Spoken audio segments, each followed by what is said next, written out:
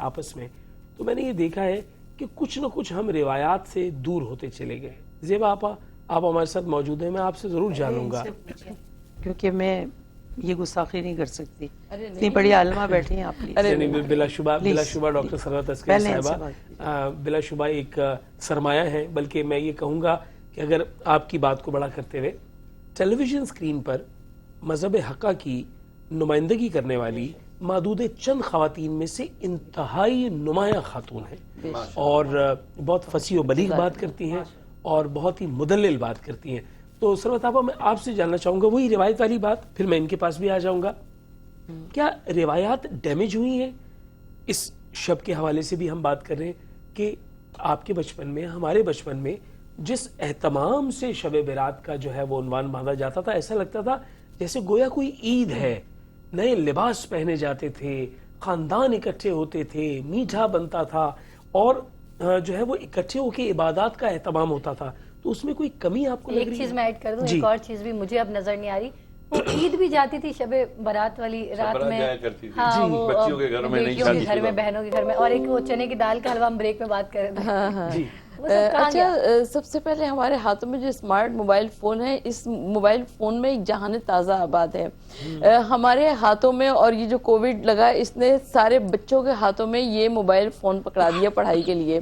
اب ہم کو یہ نظر آتا ہے کہ اس موبائل فون میں سب اتنا بزی ہو گئے ہیں کہ اس کی وجہ سے وہ جو روایات تھیں وہ کچھ کھوتی ہوئی نظر آ رہی ہیں.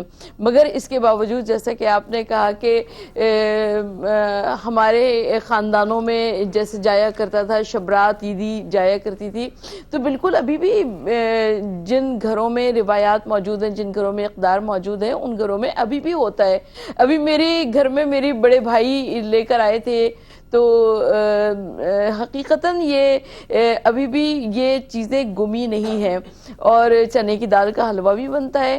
اور لیکن میں یہ کہتی ہوں کہ آج کی رات جاگنے کی رات ہے, خداوند عالم کو منانے کی رات ہے, رجوع قلب کی رات ہے, خشوع خضوع کی رات ہے, شب بیداری کی رات ہے. اچھا, شب بیداری بھی بڑی آسان ہوا کرتی ہے, اس لیے کہ ہم فیس بک پر, ٹویٹر پر, انسٹاگرام پر مصروف و مشغول ہو گئے تو ہم بھی جاگ سکتے ہیں. لیکن عبادت الہی میں جاگنے کی رات ہے. آپ مصلی عبادت پر جب جاگتے ہیں تو پروردگار عالم کو وہ ادا آپ کی بہت پسند آتی ہے. تو اگر ہم مصلی عبادت پر جاگتے ہیں تو پروردگار عالم ہم سے راضی ہو جاتا ہے, اور ہم رب العالمین سے راضی ہیں. تو یہ کتنی خوبصورت بات ہے. صاحبہ یہ جو اسکرین پہ کچھ لوگ دیکھ رہے ہوتے ہیں, بچے بھی, آج کی اسکرین یہ جو ٹرانسمیشن ہے, تو اس میں سے بھی تو ان کی زندگی بدل سکتی ہے, اس میں سے وہ کچھ ایسا سبق لے لیتے ہیں. ہاں, علماء کرام ابھی ایسی ایسی باتیں بتا کے گئے کہ مجھے اپنی یہ 25 سال کی زندگی میں ابھی تک معلوم نہیں تھا کہ جو وہ بتا کے گئے, تو میری اصلاح ہو گئی. تو یہ اصلاح بھی تو ایک نیکی ہے. بالکل نیکی ہے. اور اگر کوئی کسی کے لیے ایک لفظ بھی بتا دیتا ہے تو پروردگار عالم اس کی عاقبت بھی بنا دیتا ہے اور آخرت بھی بنا دیتا ہے. اور اس کی سب سے بڑی مثال حضرت حر ہے کربلا میں. حضرت حر سے بڑا کون گنہگار نظر آتا ہے کہ امام علی مقام امام حسین علیہ السلام کو گھیر کے وہ کربلا میں لائے تھے, مگر اس کے باوجود جب حضرت حر نے معافی مانگی تو امام علی مقام کی جانب سے معافی بھی مل گئی, اور اپنی والدہ کا جناب فاطمہ الزہرا سلام اللہ علیہا کا رومال بھی مل گیا.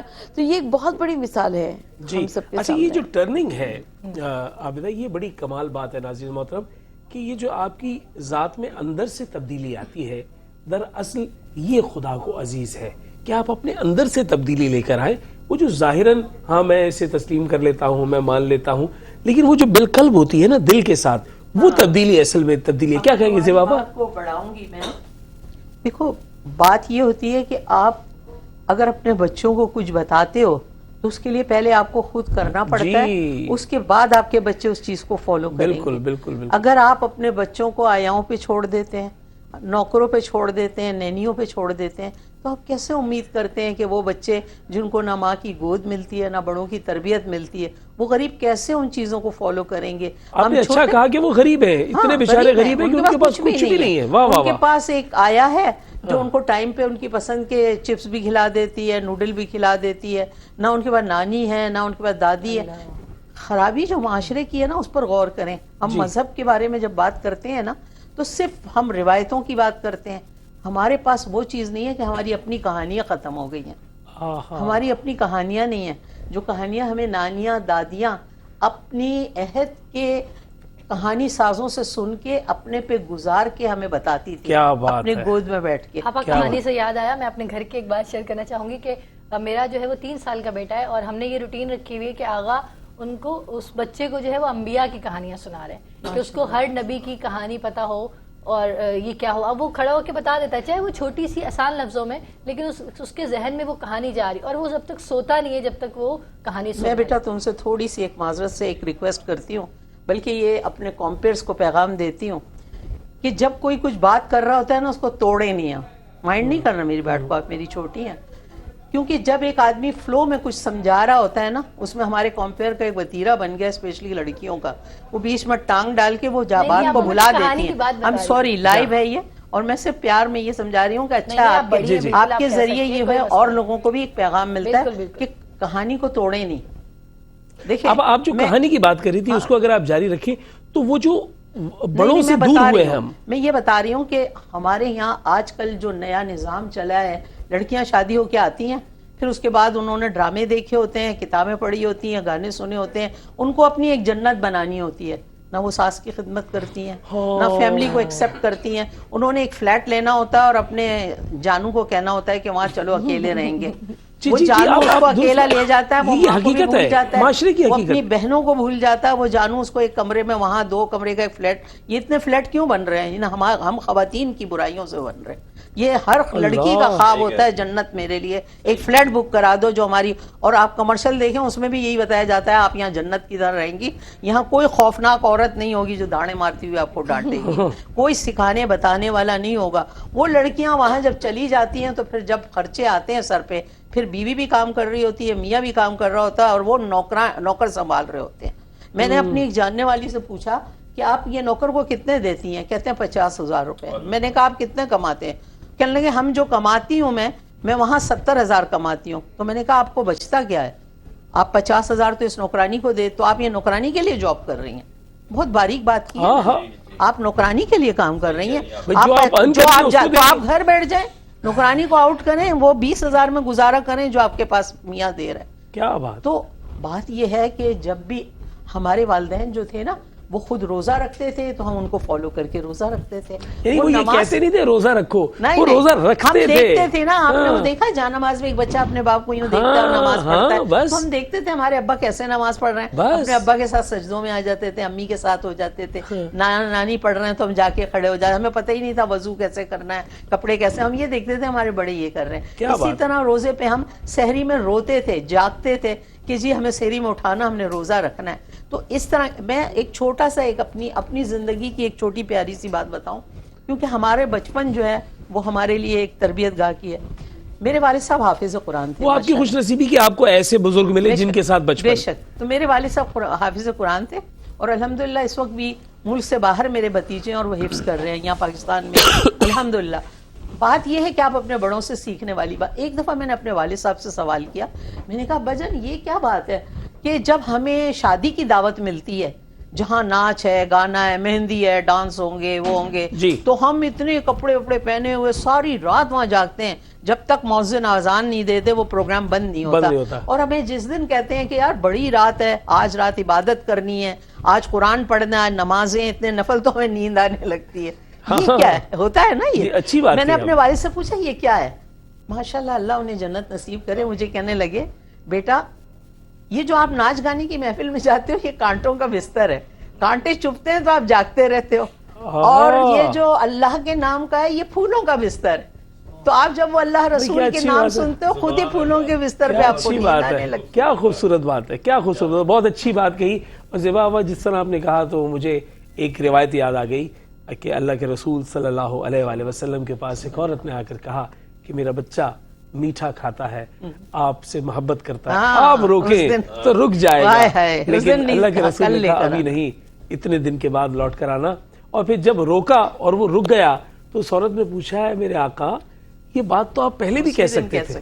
تو انہوں نے کہا میں نے اس لیے نہیں کہا کیونکہ میٹھا میں بھی کھاتا تھا. کیسے ممکن ہے وہ, کیسے ممکن ہے کہ آپ وہ عمل کریں اور آپ کسی کو روکے؟ شہریار داؤد صاحب مختصراً جاننا چاہوں گا اب کیا کیا جائے اللہ سے توبہ و استغفار کے ساتھ ساتھ جو بندے کے حقوق ہے اس کی معافی بھی اسی شب میں جوڑ دی جائے, یا وہ ایک مسلسل عمل ہے جو جاری رہنا چاہیے, یا وہ اس سے مشروط ہے کہ اللہ تب معاف کرے گا جب بندہ معاف کر دے؟ نہیں, جب تک بندہ نہیں بندے کو معاف کرے گا اس وقت تک اللہ بھی نہیں معاف کرے گا. یہ پہلی بات ہے. دوسری بات یہ کہ ہمیں دیکھنا کہ ہمارا اللہ سے رشتہ کیا ہے, کیسا ہے.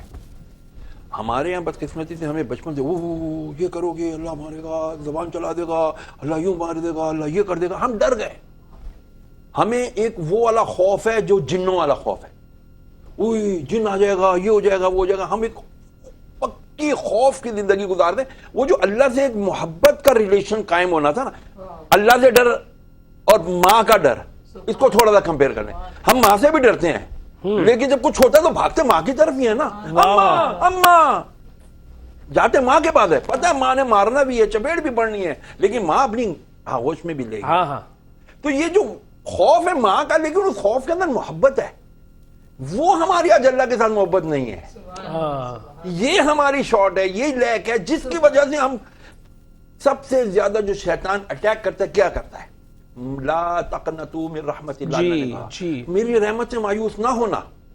وہ کہتا ہے یار رب نے تو بخشنا ہی نہیں, وہ تو اتنا قہار ہے, وہ تو قبر کے اندر اجدہا مسلط کر دے گا, گرز پڑیں گے اور یہ ہوگا اور وہ ہوگا. وہ ڈر ہے, اور چلے یار جب بیڑا غرق ہونا ہی ہے تو چلو جان دیو, جس نہ گڈی چل دی ہے چلن دیو. نہیں, اللہ نے تو فرمایا, نبی علیہ السلام اس کی مثال دی ہے. ایک بندہ ہے صحرا میں جا رہا ہے, سواری ہے, کھانا پینا اسی پہ لدا ہوا ہے, تھک گیا ہے, سو گیا ہے, اٹھا ہے, سواری غائب, موت سامنے نظر آ رہی ہے, صحرا ہے, کھانا پینا ہے ہی نہیں. اب موت کا انتظار کرتے ہوئے لیٹ گیا, یا اللہ اب تو میں مر گیا. آنکھ لگ جاتی ہے, اچانک آنکھ کھلتی ہے, سامنے وہ جانور بیٹھا ہے, اونٹ بیٹھا ہے جس کے اوپر سوا. کہتا ہے اتنا خوش ہوتا ہے وہ بندہ, اتنا خوش ہوتا ہے کہ وہ اس فرتے جذبات میں کہتا ہے اے اللہ تو میرا بندہ, میں تیرا اللہ. حواس وقت ہو, یعنی اتنا اس کو خوشی ہوتی ہے. فرمایا جو بندہ اپنے رب کی طرف توبہ کرتا ہے اس سے زیادہ خوشی جس وہ بندے کو ہوئی ہے نا اپنے جانور ملنے کی, مال و اسباب ملنے کی, فرمایا اس سے زیادہ خوشی اللہ کو اس بات پر ہوتی ہے کہ میرے بندے نے میری طرف رجوع کیا ہے, میری طرف آیا ہے, توبہ کی ہے. بس جو آج کی رات کا جو ایسنس ہے نا وہ یہ ہے, ہم اللہ کی طرف محبت والی قدم بڑھائیں. یا اللہ معاف کر دیں, رب ہیں, میرا کام ہے, میں تو خطا کا پتلا ہوں. بلکہ انصاف نہ مانگا جائے, اس سے رحم مانگا جائے, نہیں فضل مانگنا ہے. یا اللہ مجھے تیرا فضل چاہیے, عدل کی تحت مر گئے. بابا بلے شاہ رحمۃ اللہ علیہ سے کسی نے پوچھا تھا, میں ضمناً یہ بات اس لیے کر رہا ہوں کہ بدقسمتی سے ہمارے شاید کچھ سب نے نہیں, کچھ لوگوں نے, مذہبی رہنماؤں نے, مذہبی پیشواؤں نے ہمیں بہت زیادہ ڈرا دیا ہے. بابا صاحب نے بابا بلے شاہ رحمۃ اللہ علیہ سے پوچھا, بابا جی مولوی چور ہوتا ہے, مولوی چور ہو سکتا ہے؟ بابا جی نے کہا چلیا اور چوراں نے داڑیاں رکھ رہی ہیں. ہاں اب مولوی چور نہیں کہہ رہا, سارے مولوی ایسے نہیں ہوتے یار, ہر دکھنے والا بھی, ہر جبے کبے والا وہ تھوڑی ہوتا ہے یار. اللہ سے ملانے والے کچھ ہی لوگ ہوتے ہیں. کیا بات ہے, کیا بات, ہمیں ان سے ملنا. جی سرورت آپا, میں آپ کی جانب آؤں گا اور میں آپ سے جاننا چاہوں گا, اب وہ جو مزاج کی بات کی کہ اللہ کا مزاج یہ ہے کہ وہ بندے کا بندے سے جو لین دین ہے وہ جب تک اس کی معافی اور خلاصی نہیں ہوگی اللہ بھی معاف نہیں کرے گا. تو آج کی شب میں اللہ سے جو استغفار کرنا ہے اور جو توبہ کرنی ہے اس کے ساتھ یہ کتنا مشتق ہونا چاہیے کہ بندے کے بندے سے جو حقوق ہیں وہ بھی پورے کیے جائیں, اس پہ بھی معافی مانگی جائے. اچھا, کچھ افراد کی کسی صورت سے معافی نہیں ہو سکتی جس طرح میں والدین کے نافرمان, یعنی والدین کے عاق کردہ جو افراد ہیں ان کی کسی صورت سے معافی نہیں ہو سکتی, یعنی اللہ کے ہاں سے اس کی معافی قطعاً نہیں ہے. کہ جب تک وہ روایت یہ بتاتی ہے کہ ایک مرتبہ حضور نبی کریم صلی اللہ علیہ وآلہ وسلم کے پاس کچھ لوگوں نے آ کر کہا کہ یا رسول اللہ صلی اللہ علیہ وآلہ وسلم، اسی مدینہ منورہ میں ایک نوجوان ایسا ہے کہ جو حالت اعتذار میں گرفتار ہے، نہ اس کے اوپر موت آتی ہے، نہ اس کی مشکل آسان ہوتی ہے، اور نہ ہی وہ شفا یاب ہوتا ہے۔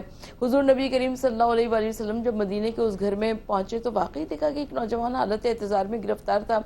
تو حضور نبی کریم صلی اللہ علیہ وآلہ وسلم نے اسے ایک مختصر سی دعا پڑھائی، تو وہ دعا بھی اس کی زبان پہ جاری نہیں ہوئی۔ حضور نبی کریم صلی اللہ علیہ وآلہ وسلم نے اس کو کلمہ پڑھانا چاہا، مگر وہ کلمہ بھی اس کی زبان پہ جاری نہیں ہوا۔ حضور نبی کریم صلی اللہ علیہ وآلہ وسلم نے فرمایا کہ معلوم یہ ہوتا ہے کہ یہ نوجوان کچھ ایسا گناہگار ہے کہ جس کی بنا پر میں اللہ کا آخری نبی سید و سردار نبی اس کو کلمہ پڑھا رہا ہوں، مگر کلمہ اس کی زبان پہ جاری نہیں ہو رہا۔ تو اب جب لوگوں سے معلوم کیا گیا تو پتہ چلا کہ وہ نوجوان اپنی ماں کا نافرمان تھا، اور جب اس کی ماں کو بلایا گیا تو اس نے کہا کہ یا رسول اللہ صلی اللہ علیہ وآلہ وسلم، یہ بڑا خودسر تھا، بڑا سرکش تھا، بڑا گستاخ تھا، میں اس کو معاف نہیں کروں گی۔ حضور نبی کریم صلی اللہ علیہ وآلہ وسلم نے صحابہ کرام کو حکم دیا، کہا کہ گھر کے صحن میں لکڑیاں رکھ کر آگ لگا دو اور اس نوجوان کو اس میں ڈال دو۔ اب ماں کا دل تھا نا، تڑپ گیا، کہا کہ یا رسول اللہ صلی اللہ علیہ وآلہ وسلم، کیا آپ میرے بچے کو آگ میں جلا دیں گے؟ حضور نبی کریم صلی اللہ علیہ وسلم نے فرمایا کہ انتظام تو تم خود کر رہی ہو، اس لیے کہ آج اگر دنیا کی آگ میں نہ جلایا جائے گا تو کل یہ آخرت کی آگ میں جلایا جائے گا۔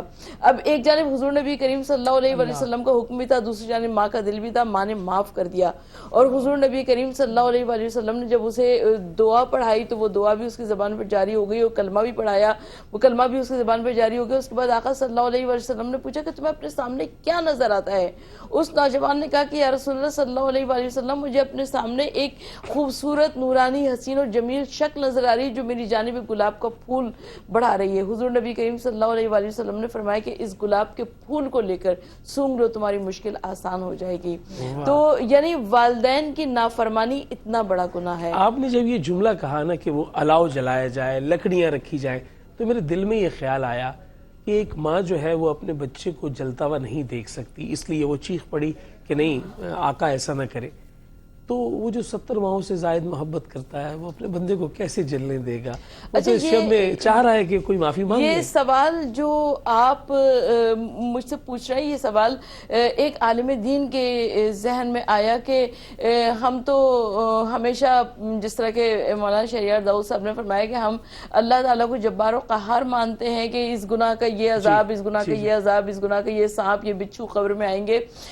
تو انہوں نے کہا کہ آخر وہ پروردگار عالم جو رحمان الرحیم ہے، وہ پاک پروردگار جو 70 ماہوں سے زیادہ مہربان ہے، یہ کیسے ممکن ہے کہ وہ اتنا عذاب نازل کرے حضور نبی کریم صلی اللہ علیہ وآلہ وسلم؟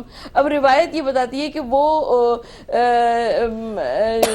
یعنی ان کو یہ جواب ملا کہ جتنا ہمارے اپنے اعمال ہوتے ہیں، ہمارے اپنے اعمال جو برے ہوتے ہیں، اسی کے بدلے میں سانپ اور بچھو پیدا ہوتے ہیں، پروردگار عالم پیدا نہیں کرتا ہے۔ تو اگر ہماری وہی فصل ہے ہماری اور اسی کو ہم کاٹ رہے ہیں، جس کو کیا ہم کاٹتے کیا ہیں، بات ہے۔ تو اللہ کا لاکھ لاکھ شکر ہے کہ ہم ماہ شعبان میں موجود ہیں، اور ماہ رجب جو کہ اللہ کا مہینہ ہے، اور ماہ شعبان جو کہ اللہ کے رسول صلی اللہ علیہ وآلہ وسلم کا مہینہ ہے، رمضان اللہ کا مہینہ ہے اور یہ امتیوں کا مہینہ ہے۔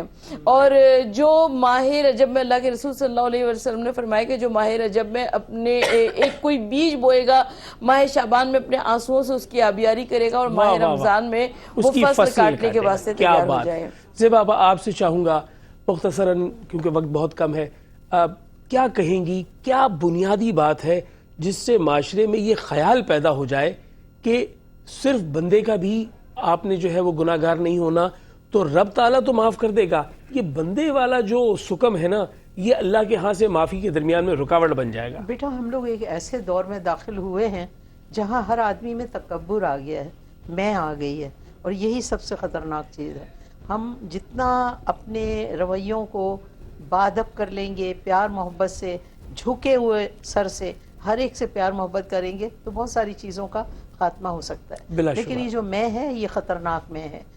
آپ اپنے رمضان کو دیکھ لو، رمضان فیسٹیول بنا دیا گیا، وہ رمضان نہیں رہا جو ہم لوگ رات کو سحری جگانے والے آتے تھے، اٹھتے تھے، ہماری اہتمام ہوتا تھا۔ اب کیا ایک فیسٹیول کا درجہ دے دیا گیا۔ بچے سمجھ نہیں سکتے دین سے ہم کتنی دور ہیں یا ہم کتنے قریب ہیں۔ پھر آپ اللہ کی باتیں جو ہے وہ اللہ کو مانتے ہیں, اللہ کی باتیں نہیں مانتے. ہاں, اللہ کو مانتے ہیں, اللہ کی باتیں نہیں مانتے. یہ ہم میں خرابی آ گئی ہے, کیونکہ ہمارے بچے کو اگر مذہب کی کوئی بات بتاؤ وہ فوراً گوگل میں سرچ کر کے ہمیں بتاتے ہیں. جی, اب اللہ نعوذ باللہ ایسا ہو گیا ہے کہ ہم جو پہلے کہتے تھے کہ اللہ سے یہ بات پوچھیں گے, یعنی قرآن میں جا کے میرے ابا کہتے تھے جب آپ کا دل چاہتا ہے کہ آپ اللہ سے بات کرو تو آپ جاؤ نماز پڑھو, اور آپ چاہتے ہو کہ اللہ آپ سے بات کرے تو آپ قرآن پڑھو. کیا خوبصورت آپ کو بات ہر جواب مل جائے گا, بلا کیونکہ شبہ. قرآن جو ہے وہ اتنا مفصل ہے کہ صرف اس کو سمجھنا ہے, صرف عربی کو پڑھنا نہیں ہے.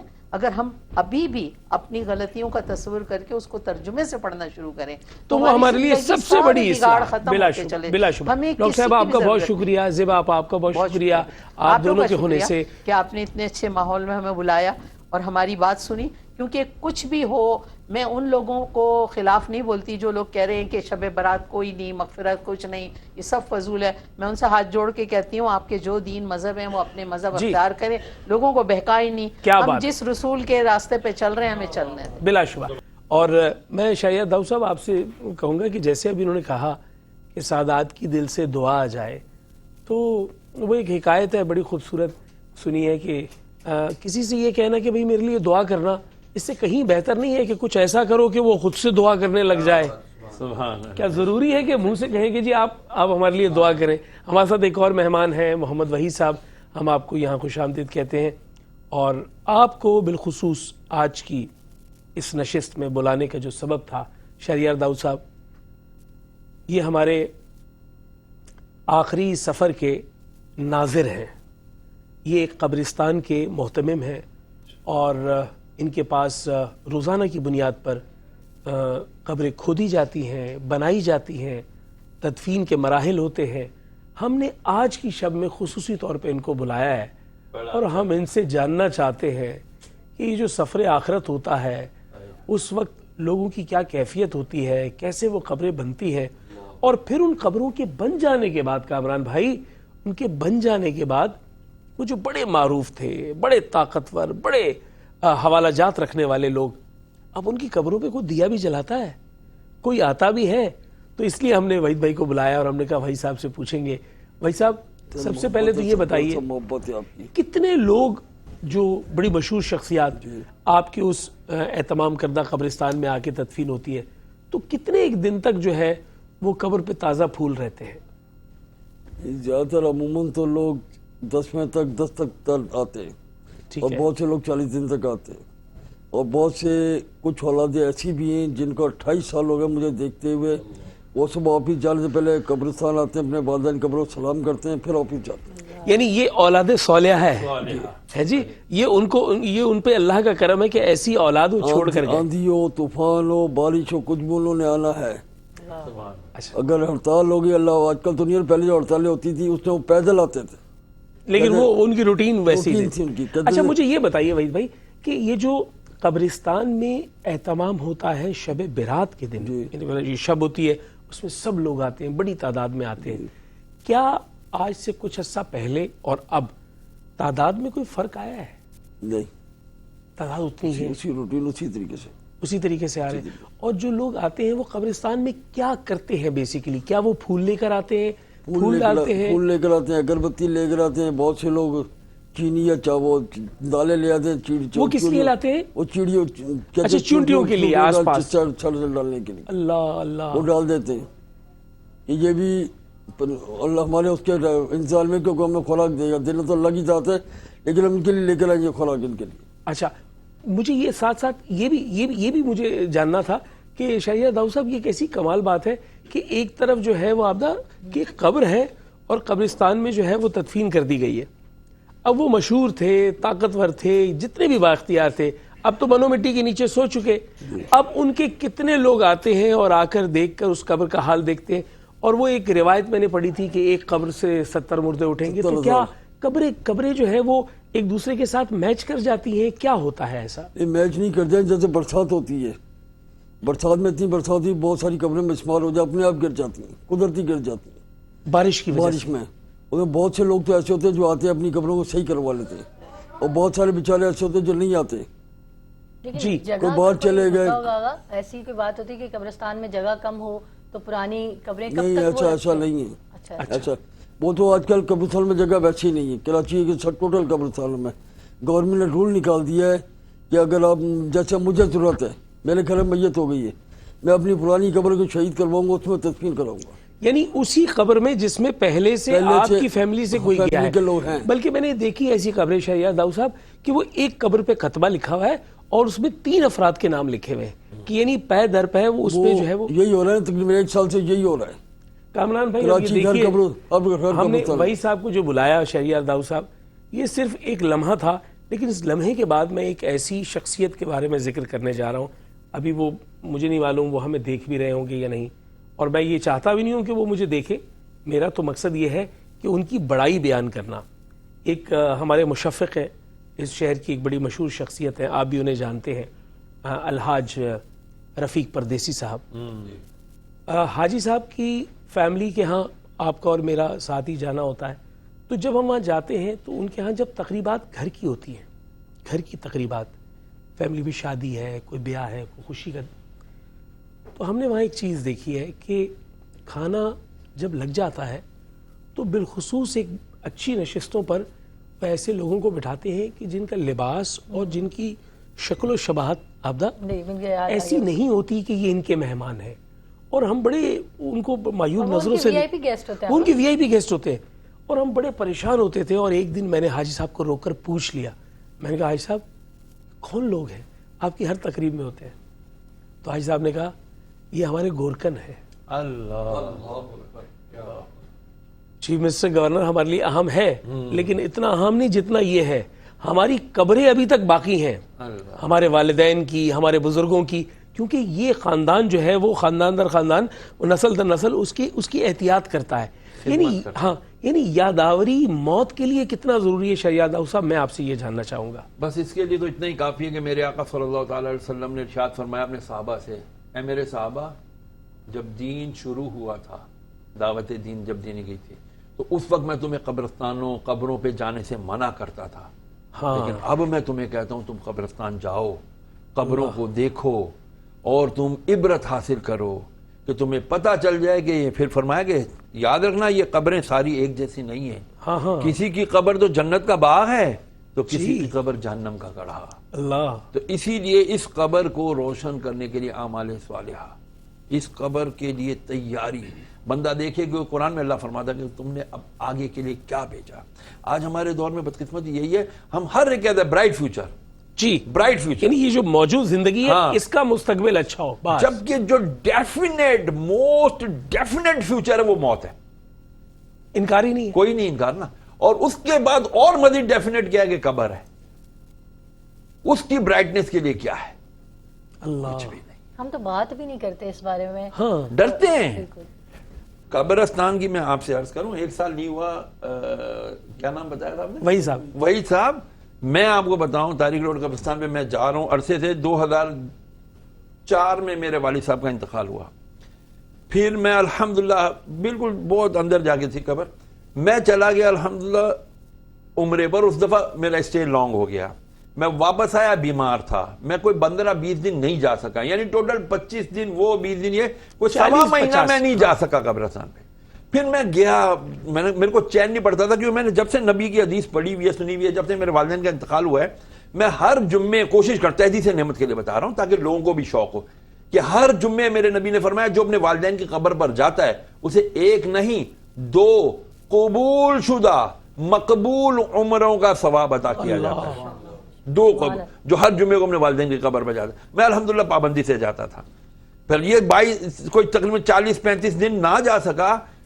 جب میں پہنچا وہاں تھوڑی صحت یابی کے بعد تو پتہ چلا کہ 2 دن پہلے ہی میرے والد صاحب کی قبر چونکہ بہت نیچے ہو چکی تھی، میں پابندی سے جاتا تھا، وہاں دوسری قبر نہیں بن پاتی تھی. میرے 37 دن نہ جانے سے کیا ہوا کہ وہاں پتہ چلا فلیٹ کر کے اس کے اوپر ایک اور قبر بنا دی گئی میری اجازت کے بغیر. اب میں کس کو رونا رہوں؟ لیکن وہی بات ہے، قبرستانوں میں جگہ ہے نہیں، ہمیں عالی شان محلات بنانے سے فرصت نہیں ہے. روز ہم نئی ایک سوسائٹی کا اعلان کر دیتے ہیں، اخباروں میں ٹی وی میں اشتہار چلتے ہیں، اپنی جنت بنانی ہے، اپنا مستقبل بنانا ہے تو آ جائیے ہماری سوسائٹی میں گھر لے لیجئے، ہماری بلڈنگ میں فلیٹ بک کرا لیجئے. وہ ہمارے پڑوسی ملک سے ایک شخصیت آتی ہیں، آپ بھی ان سے واقف ہیں، سروج چشتی صاحب. جی. تو وہ آئے تو انہوں نے مجھے بتلایا کہ ان کے پاس ان کا کفن موجود ہے، اور وہ جب وہ ٹریول کرتے ہیں تو وہ کفن اپنے سامان میں ساتھ رکھتے ہیں کہ نہ جانے کس گلی میں زندگی کی شام ہو جائے تو یہ میرے ساتھ رہے. تو اتنا تیار رہنا چاہیے ایک مومن کو اپنی موت کے لیے. اب میں کچھ باتیں ایسی عرض کروں گا آئی اوپنر. میرے نبی علیہ الصلوۃ والسلام نے فرمایا وہ ایماندار یعنی کہ وہ اچھا انسان ایمان ہی نہیں ہے جو رات کو اپنی وصیت اپنے سرانے لکھ کے نہ چھوڑے. اللہ، ہم میں کس نے کی یہ وصیت؟ میرے نبی علیہ الصلوۃ والسلام نے ایک صحابی آج کورٹ میں جا کر دیکھ لیں آپ کو پتہ چل جائے گا کتنی وصیتیں ہوئی. آج ہم کہتے ہیں حرام نہ کھاؤ حرام نہ کھاؤ اور پتہ نہیں کیا کیا کرتے ہیں، بیٹیوں کے حق نہیں دیتے. ارے بیٹیوں کو تو چھوڑیے، بیویوں کے حق مہر کتنوں نے دیے یہ بتائیے.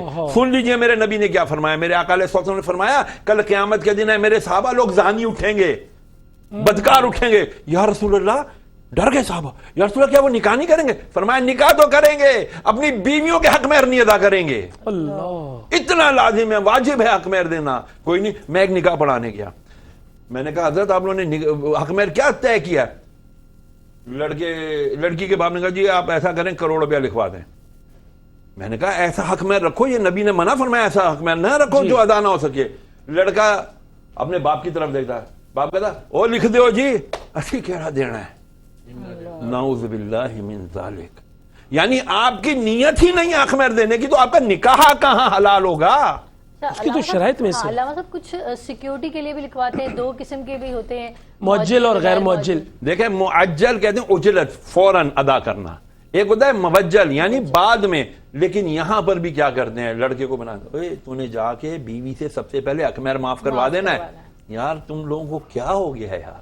وہ کیا بیچاری لے گی اس کو؟ اگر آپ حق مہر دے دو گے 10 15 20 ہزار 50 ہزار لاکھ روپے، وہ تو خوش ہونا ہے نا اس نے، وہ بھی بعد میں تمہارے اوپر ہی خرچ کر دے گی. قبلہ میں معذرت کے ساتھ یہ کہوں گا، ایک 20 22 24 سال کی لڑکی جو شادی ہو کے جا رہی ہے، اپنا گھر چھوڑ کے جا رہی ہے اور وہ سامان کے ساتھ لدی ہوئی بیٹھی ہے، اور آپ اس سے آ کر کہیں یہ معاف کر دے، وہ اس پہ کیا تعرض کرے گی، کیا اعتراض کرے گی؟ وہ کہے گی آج کی رات میں ہاتھ جوڑ کر سب لوگوں سے کہوں گا خدا کے لیے اپنے والدین سے معافی مانگ لو.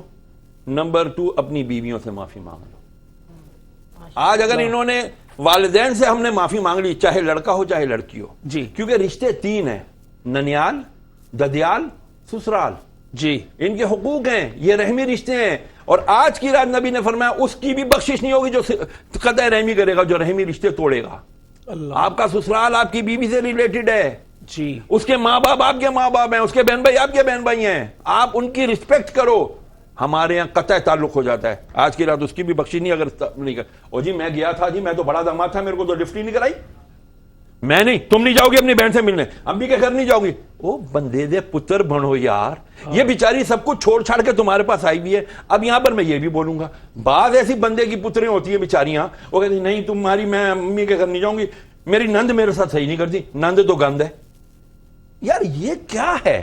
یہ صرف دین سے دوری ہے. جی پھر ہم کہتے ہیں بابا جی تعویذ دے دو. سارا دن ابھی بھی دیکھیں میرے پاس باہر سے آ رہے ہیں، حضرت صاحب آج کی رات کچھ کر دیں، کوئی تعویذ لکھ کے دے دیں، یہ میری ساتھ کا منہ بند ہو جائے. او خدا کے بندو، اللہ سے ڈرو. یہ کعبے کے چکر لگائے جا رہے ہو، لوگوں کو چکر دیے ہوئے وہ اللہ نہیں معاف ہونے والے، نہیں معاف ہونے والے. کیا اچھی بات. حج ہو رہا ہے ابھی میرے ساتھ، کتنے کا 14 لاکھ کا حج ہے. او بھائی 14 لاکھ کا حج کر کے کیا کرو گے؟ اللہ کو راضی کرو، فری ہے.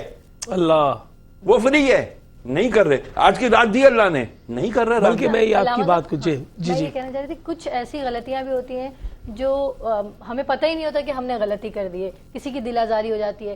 مثال کے طور پہ مجھے کوئی تم کہے تو وہ میرا دل دکھتا ہے، یار میں تو اگلے کو آپ کہہ کے بات کری ہوں، پیار سے بات کری ہوں، اپنے سے چھوٹے سے بھی، لیکن وہ مجھے تو تڑاک کر کے بات کرا ہے، یہاں میرا دل دکھ گیا. تو اب میں اس تک کی کیسے بات پہنچاؤں کہ مجھے یہ اچھا نہیں لگا؟ بلکہ اس کو ایسے کہہ لیں کہ جیسے عام طور پر نا لوگوں کا اپنا اپنا مزاج ہے، یا وہ ایک ماحول میں جیسے جی رہے ہیں. تو جیسے ابھی ہمارے عامر بیگ صاحب ہیں ہمارے یہاں پر ادارے سے، تو ان کا ایک انداز ہے نا، وہ جب بات کرتے کہتے ہیں ہاں بھائی تم کیسے ہو. اچھا اب وہ ایک دفعہ تو میں نے سنا تو میں نے کہا یار یہ تم کہہ رہے ہیں مجھے، میں تو آپ کہتا ہوں. تو یہ جو ایک فرق ہوتا ہے، یہ بھی کئی دفعہ لوگوں کو نہیں پتہ چلتا کہ دوسرا جو ہے وہ دل آزاری ہو رہی ہے. کیوں نہیں پتا چلتا؟ جب انہیں یہ سب کچھ پتا ہے کہ میں نے اس طرح اکاؤنٹ بنانا ہے اپنا ٹویٹر کا، اس طرح میں نے اکاؤنٹ بنانا ہے اپنا فیس بک کا، تو پھر اس کو یہ کیوں نہیں پتا کہ یار میرے ساتھ ایک آدمی کا رشتہ ہے رسپیکٹ کا. میں اس کی رسپیکٹ کیوں نہیں کر رہا؟ ہمارا دین کیا ہے؟ سارے کا سارا ادب، ادب ہے، ادب.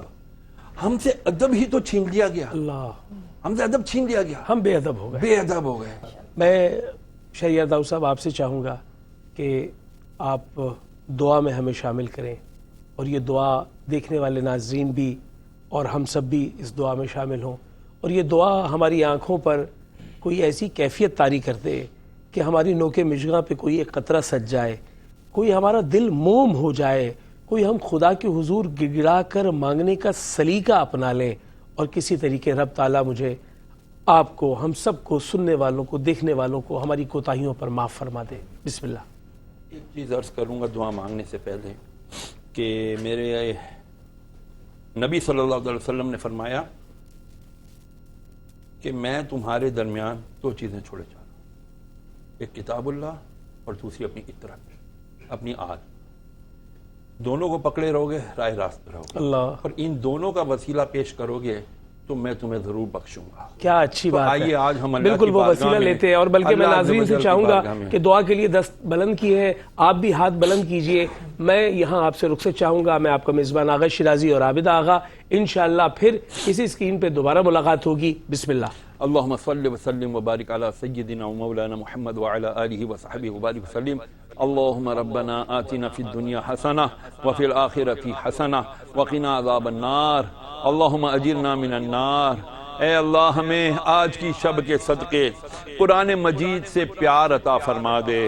آج کی شب کے صدقے اہل بیت کی محبت عطا فرما دے.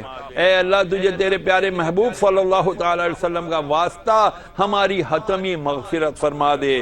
تیری رحمت چھما چھم برس رہی ہے، تو آسمان دنیا پر جلوہ فرما ہے. اے اللہ ہم نے ہاتھ اٹھا دیے ہیں، تیری طرف سے اعلان ہو رہا ہے. اے مولا ہم نے اس اعلان پہ لبیک کہہ دیا ہے، تو اپنا وعدہ پورا فرما، ہمیں بخشش کی بھیک عطا فرما. یا اللہ بہت گناہگار ہیں، بدکار، سیاہکار ہیں. اے اللہ کچھ بھی ہیں تیرے محبوب کے امت میں ہیں. یا اللہ ہمیں تو قبول فرما لے، ہمارے اعمال کی طرف نہ دیکھ، اپنی رحمت کی طرف نظر فرما، رحمت للعالمین کی طرف نظر فرما.